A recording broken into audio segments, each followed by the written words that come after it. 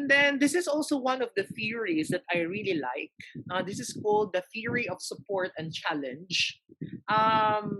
If you can see in the two axes, you can see here in the y-axis the level of support, and in the x-axis you can see the level of challenge. And there are four domains that we're looking at. We have the stagnation, we have the maximum growth, disengagement, and retreat.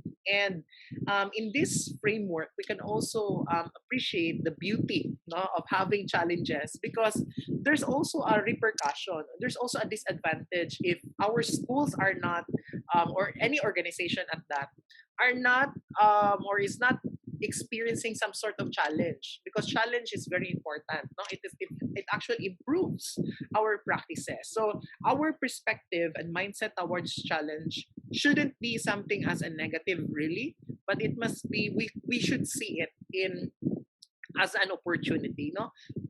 If we have the same mindset with, let's say, with the Chinese wouldn't really look at problems as problems, because when there's a problem, they see it as a crisis and at the same time an opportunity. And that should be our mindset right now. Since we are facing these challenges, no, we should see them as opportunities instead. So allow me to explain those points. So what happens if there is low challenge, okay, and there is this low level of support? So in our case, we're talking about support of student affairs and services. So what happens when there is low level of challenge and then low level of low level of support? So we call that the domain of disengagement. Why? Because there is, nothing to look forward to, really, because if there's no challenge, then there will be no changes. Then students or the organization itself will be disengaged. There will be low optimism, low determination, and worse, there will be low progress or lack of progress. But what happens also if we try to increase the level of challenge, but the level of support that we have is also low? So we have great level of challenge but low level of support. Then there will be retreat, no? Because there will be apprehension. There will be unproductiveness.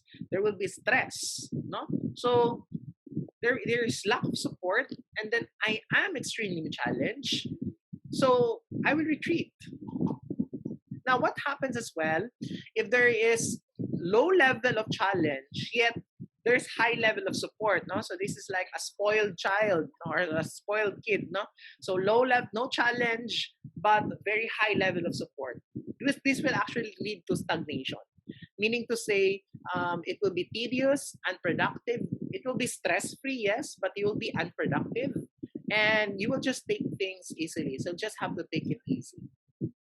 And this is the goal that we should have, that as much as the level of challenge increases, definitely, our level of support must also increase, no?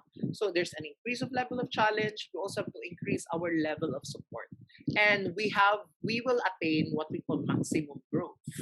There will be continuum of learning. There will be innovation. There will be renewal. There will be development and growth. So we're not just talking about as student affairs and service practitioners, but we're talking about as a whole, no? As a student, as organization.